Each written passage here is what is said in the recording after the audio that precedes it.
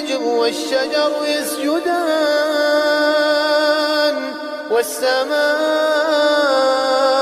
رفعها ووضع الميزان ألا تطغوا في الميزان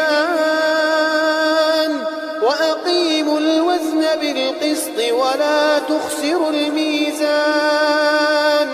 والأرض وضعها للأنام فيها فاكهة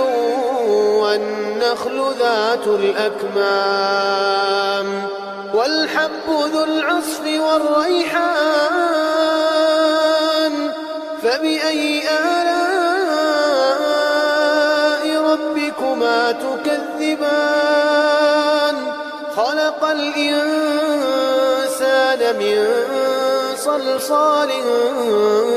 كالفخار وخلق الجن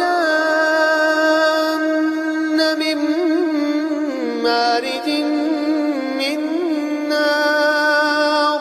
فبأي آلاء ربكما تكذبان